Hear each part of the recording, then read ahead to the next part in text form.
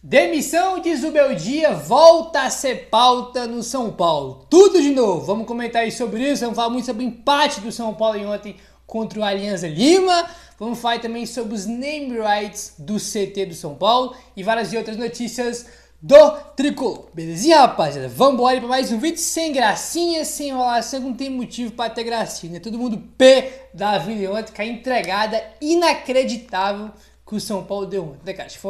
Olha, tinha tempo quando eu vi um jogo que o São Paulo entregava um jogo da forma que foi ontem. Time jogando bem, 2-0, pô, agora vamos meter 3, meter 4. Cara, depois daquela covardia impressionante do segundo tempo, chamando os caras, ele toma um empate. Um negócio assim, bizarro. Além de ter enfrentado um time ruim, né, cheio de desfalque, cara, olha, não tem explicação nenhuma o que aconteceu aí ontem. E a coletiva do Zubeldia foi terrível, tá? Terrível aí, porque eu particularmente sempre elogio aqui as coletivas dele. Quem acompanha meu canal aqui, né, diariamente sabe. Eu sempre falo bem das coletivas, porque as coletivas dele tem conteúdo. Eu gosto, né, do jeito que ele fala, entendeu? Porque ele fala mesmo, não tem enrolação, ele fala. E eu sempre gostei muito das coletivas dele. A de ontem, meu irmão, tipo assim, se não foi a pior dele pelo São Paulo, tá entre as piores certamente. Foi terrível aí a coletiva dele, entendeu? Falando sobre o Ferreirinha, né? Falando sobre os moleques da base. Cara, sim, é inacreditável, mas vamos lá. O técnico Luiz Zubeldia explicou o porquê que tirou de campo o atacante Ferreira, autor dos 2 gols do São Paulo no empate contra o Alianza Lima. Tá, vamos lá. Sobre o Ferreirinha, que acho que foi a principal questão aí do jogo. Abre aspas aí pro Zubeldia. O Ferreira, pelo desgaste que teve e conhecendo ele, se eu deixo mais tempo, ele se lesiona. Você sabe quantos de lesionados tem? Queria mais lesionados? Está cansado. Cada vez deixa mais tempo que o normal. Tem lesões musculares e fica fora 30 dias. O Lucas está lesionado, Oscar, Luiz Gustavo, Pablo Maia. Fecha aspas. E vamos comentando aqui trechinho por trechinho, porque é muita coisa, senão embola tudo. Vamos lá. Quer dizer então que ele tirou o Ferreirinha para não se machucar. É isso mesmo. Aí quer dizer então que o Oscar contra o Tajeres precisa se machucar e o Ferreirinha não pode. Não pode correr o risco, né? Porque depois do que fizeram com o Oscar, e o Oscar também tem a culpa dele, né? Porque foi ali o entendimento de todo mundo para ele poder jogar com o Tajeres, né? Todo mundo tem a sua participação de culpa, mas não tem como não vincular essa fala do Ferreirinha com o Oscar machucado, cara. O Oscar se machucou poucos dias antes do jogo contra o Sport. Aí ele fica fora contra o Sport, fica 2, 3 dias aí. Aí depois de 2, 3 dias estava treinando pro jogo contra o Tajeres. E ele nem estava 100%, o cara estava machucado ainda. Ele mesmo falou isso depois do jogo contra o Tajeres, entendeu? Como o Lucas já estava fora, o melhor jogador do time era o Oscar. Aí o melhor jogador do time se esforçam pra ferrar o cara e vai ficar agora um tempão fora. Aí ontem você tirou o Ferreirinha para não ter lesão. É isso mesmo. Tem algumas coisas que não faz o menor sentido, tá? Tem gente falando que o Ferreirinha pediu pra sair, até agora eu não vi nada disso, tá? Não vi nenhuma imagem dele pedindo pra sair, e o Ferreirinha deu entrevista na Zona Mista depois do jogo e também não falou nada disso que pediu pra sair, tá? Então, eu não quero desse não, até porque, né, não vi nada sobre isso, né? Se tivesse visto, eu falaria aqui, tá bom? Mas a questão que me incomoda, cara, não é nem a questão do Ferreirinha ter saído, a questão é a postura do time, o jeito que o São Paulo começou a jogar depois que o Ferreirinha saiu. A questão não é nem o Ferreirinha ter saído. Apesar que se ele não tivesse pedido passar, ele tinha que ter ficado em campo. Porque era 20 minutos do segundo tempo. Entendeu? Tava 2-0, jogo em aberto, em número em campo, cara confiante, indo pra cima, levando perigo pro gol adversário. Entendeu? A minha questão mesmo não é nem o Ferreirinha, tá? A questão mesmo é o que aconteceu, tá? A postura do São Paulo depois que o Ferreirinha sai, quando ele põe o Ender em campo. Né? Chamou os caras pra jogar, velho. Entendeu? Tu tira o ponto e coloca um lateral esquerdo. Entendeu? Aí o que acontece? Tem outro trechinho aqui pra gente ir lá. Vamos lá, abre aspas aí pra ele. Saiu o Ferreira e entrou o Wendel. Claro que não saiu bem a mudança, mas não posso permitir que ele lesione. Tenho poucos extremos.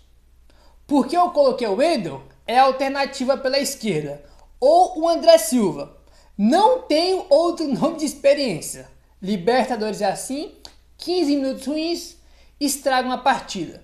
Fizemos um bom jogo com os 2 Ferreira, mas 15 minutos ruins te custam a vitória, Fecha aspas. Aqui que tá, ele mesmo, né, rapaz? Aqui falou, né? Ele fala porque ele colocou o Wendel, né? Explica. Ou o André, o próprio André, entendeu? Quando o Zubeldia chega no São Paulo, os primeiros jogos dele, o André chegou a jogar pelos lados, né? Com um pouco mais de liberdade para sair, para jogar fora da área, entendeu? Contra o Barcelona de Guayaquil, na estreia dele, o André jogou pelo lado, né? Caiu pelo lado direito, pelo lado esquerdo. Contra o Atlético Goianiense, antes dele chegar, que foi com o Milton Cruz ainda, o André jogou pelo lado direito, pelo lado esquerdo, flutuando e jogava bem. Então, por que ele não colocou o André em campo? Ele preferiu botar um lateral esquerdo, recuar o time e chamar o adversário, né? Ele podia ter colocado o André no lado direito e ter colocado o Lucas Ferreira pro lado esquerdo, por exemplo, entendeu? Mas não, ele preferiu tirar um atacante ponta e colocar um lateral esquerdo, que não, infelizmente não entrou bem no jogo, né? E repetindo, tá? Minha questão não é nem o Ferreira terceiro, a questão é a postura do time depois da substituição, tá? Podia ter tirado o Ferreirinha, se ele pediu passar aí, tudo bem. Acho que a questão não é essa. A questão é o jeito que o time joga. O jogo não estava ganho. E ele chamou o adversário pro seu campo. Era jogo pra gente meter 3, 4-0, cara. E depois sim, tira todo mundo, põe a base, entendeu? Ah não, pô, 2-0 o cara já quer recuar o time e chamar o adversário, entendeu? Tu recua o time, chama o adversário pro teu campo, aí os caras acham um gol, né? Porque eles nem estavam assustando o São Paulo até então. Acham um gol, faz o gol lá, irmão. Aí, tipo assim, os caras metem um gol, 2-1, o jogo muda completamente. O São Paulo sente o jogo, os caras entram na partida e vão pra cima pra buscar empate, né? Aí depois o técnico começou a fazer substituição e pra cima do São Paulo empatou naquele golaço que os caras fizeram, né? A questão que mais me incomoda é a covardia mesmo, o medo, entendeu? Isso que é de ficar pé da vida, cara. Isso que é de ficar pé da vida aí, né? O treinador assumiu a responsabilidade pela queda de rendimento do São Paulo com a saída de Ferreira, mas lamentou a falta de opções para o setor. Abre aspas para o Zubeldia. Tem que entrar outro e cumprir. Não passa por sacar o Ferreira. A decisão de acomodar o Wendel ali não foi boa. Foi minha decisão. Não foi pela saída do Ferreira. Se eu não posso tirar o extremo aos 20 minutos, algo não está bem. Tenho 2 lesionados. Claro que influenciou a mudança. A decisão não foi a ideal. Não por tirar o Ferreira, mas poderia ter buscado outra opção fechada. Então tá aí o próprio Zubeldia assumindo que podia ter buscado outra alternativa, né? Pelo menos ele assumiu aí que a decisão foi errada, né, de ter colocado o Wendel. Ele mesmo disse, né? Então dá razão para todo mundo que tá criticando ele por ter colocado o Wendel, que é o lateral esquerdo de ponta, entendeu? Apesar do Wendel ser um lateral mais ofensivo, né, cara? Ele e o Wendel são bem diferentes, né? O Wendel é aquele cara mais ofensivo, né, que tem mais qualidade para cruzar, para chegar na linha de fundo, para finalizar mesmo, ele é aquele cara que finaliza, que faz gol. E o Wendel, ao contrário, é um cara mais defensivo, né? E mesmo ele sendo um cara mais ofensivo, cara, ele não ponta, mano, entendeu? Ele não ponta, entendeu? Teu time ali fica mais defensivo com ele do que tava o Ferreirinha, né? Por isso todo mundo criticou aí essa substituição dele, né? Zubeldia também explicou a queda de rendimento do São Paulo no segundo tempo. O técnico justificou a mudança de ritmo por questão física. Abre aspas aí.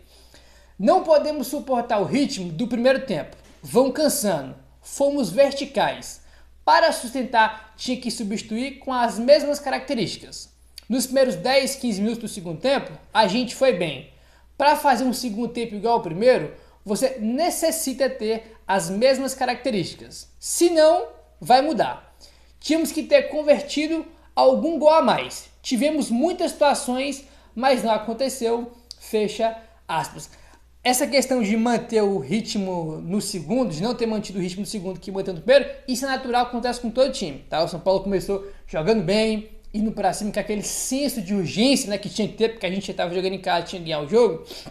São Paulo foi pra cima desde o início e estava com uma intensidade, um ritmo muito legal. Tanto é que o time jogou bem, criou situações de gol, né? E antes mesmo do Ferreirinha fazer os gols, o Caleri teve chance, o Luciano teve chance. E tudo bem, no segundo tempo, não manter o ritmo. Mas uma coisa é você não conseguir manter o ritmo no segundo tempo, que é normal de todo time. E outra coisa é você dar a bola para o adversário e parar de jogar, né? E chamar o adversário, ser covarde. Tem 2 diferenças aí muito grandes. O time não parou de jogar por causa da questão física, não foi isso? Tanto é que depois que toma um empate, O time depois, irmão, vai lá, cria chance de gol, né? O Ferreira quase fez um gol de fora da área, o Caled tem uma bola no travessão porque você conseguiu pressionar ainda o Alianza depois do segundo gol. Então, não é que o time, nossa, morreu fisicamente, não foi isso. O São Paulo podia muito bem controlar o jogo no segundo tempo com a bola e não chamando o adversário pro campo, entendeu? Porque quando você chama o adversário pro campo, você dá a bola pros caras, os caras acham um gol e o jogo muda e foi exatamente o que aconteceu, né? Óbvio que não vai conseguir manter o ritmo do jogo inteiro, isso é óbvio, né? Isso é muito simples aí. Ninguém acha que o time vai manter aquela intensidade absurda que estava no primeiro tempo no segundo. Tanto é que, né, como ele mesmo falou, até os 15, 20 do segundo tempo, o jogo também estava controlado, com o São Paulo com a bola, toca para o lado, toca para o outro, criava uma chance, finalizava, estava o jogo controlado. Aí o Ferreira sai de campo, entra o Wendel e o jogo muda. Aí os caras ficam com a bola, a gente recua e toma um empate. Né? Toma um empate. É bizarro, cara, bizarro, tá? Aí o que acontece? Né? Mais tabus negativos aí, né, pro São Paulo que foram quebrados. Olha só, pela primeira vez como mandante na Libertadores, o São Paulo abriu 2-0 no placar e não venceu a partida. Vocês sabiam disso? O São Paulo sempre quando jogou em casa na Libertadores e abriu 2-0, a gente sempre venceu o jogo. Essa foi a primeira vez que a gente abriu 2-0 e não vencemos. Tomamos empate aí. E tem outro número aqui, outra estatística, ela é bem bizarra, que é isso aqui, ó. Foi a primeira vez que o Alianza Lima veio ao Brasil pela Libertadores e não perdeu um jogo, tá? Até o jogo de ontem contra o São Paulo, os caras tinham jogado no Brasil pela Libertadores, 19 vezes. E os caras perderam as 19 partidas, é isso mesmo, tá? Os caras nunca conseguiram sequer um empate jogando na Libertadores aqui no Brasil, entendeu? Agora eles têm 20 jogos, né, na Libertadores contra brasileiros no Brasil, 20 jogos, 19 derrotas e o empate que foi empate de ontem. Incrível, né, cara? É impressionante aí como cada jogo que passa, o São Paulo vai acumulando aí tabu negativo, né, estatística negativa aí. É impressionante. É impressionante aí, tá bom? Enfim, vamos avançando aí. Aí já voltou aquele negócio novo. Temos alguns bastidores aqui. Vamos lá. O André Hernan soltou aqui, ó. O São Paulo não vai demitir o Zubeldia. Para a diretoria, a chance é zero de mudança, mesmo com empate contra o Alianza Lima. Essa informação aqui já veio protocolada do André Hernan. Sempre que umas bolas empatam ou tem um vexame, já solta essa informação aqui depois do jogo. É um loop, né? Impressionante isso aí. Só que, vamos lá. Temos aqui mais alguns pontos pra gente comentar com vocês. A gente teve aí ontem, para quem não tá ligado, o Zubeldia de novo foi chamado de burro quando acabou o jogo. Teve vaia no primeiro tempo, no segundo tempo, quando acabou o jogo, né? Teve vaia com razão e muitos chamaram o Zubeldia de burro depois da partida. A organizada também, né? O Baby postou lá também pé da vida, falando que não tinha como defender o Zubeldia, criticou muito ele também. Aí o que acontece? O blog do São Paulo colocou aqui, ó.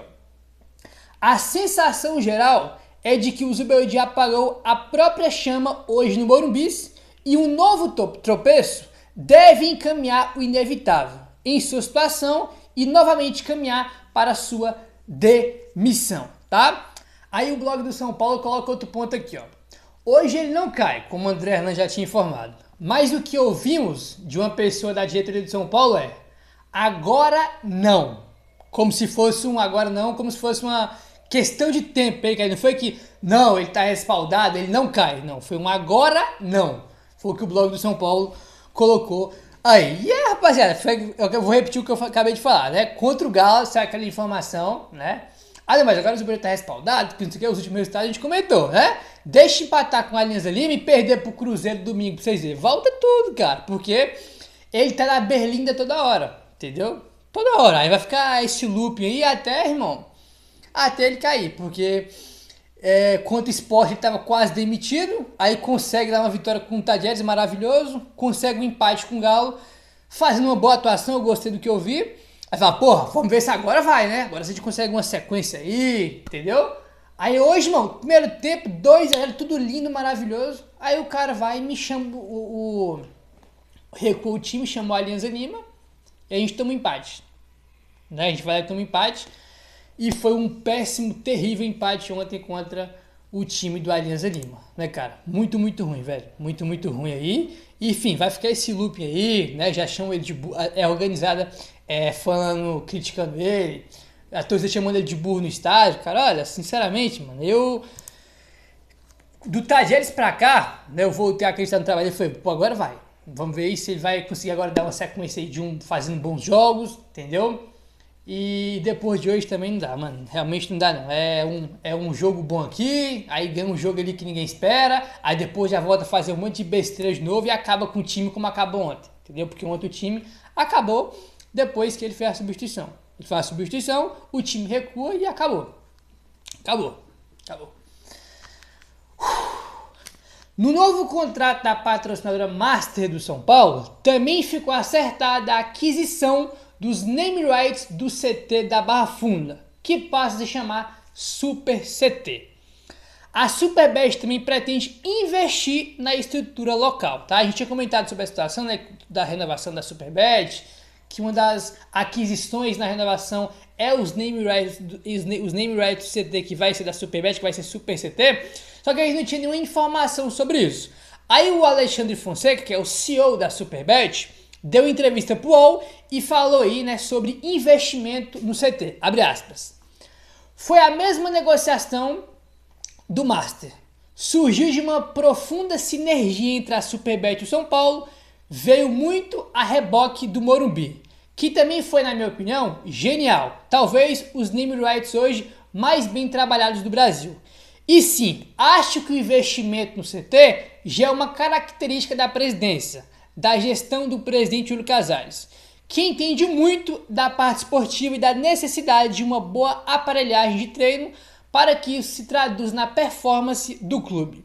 Então, sem dúvida nenhuma, existem planos e projetos de investimentos no Super CT para fazê-lo ainda melhor, fecha aspas aí para o Alexandre Fonseca, falando que tem planos, que tem projetos para investimento no CT, né, para melhorar a estrutura do São Paulo, botar grana, investir, fazer melhorias, o que é muito bom, e é a primeira coisa que a gente sabe aí sobre a renovação da Superbet, sobre a renovação da Superbet, não, sobre os name rights do CT. A gente sabia que ia ser Super CT, mas por que o São Paulo vai ganhar em troca?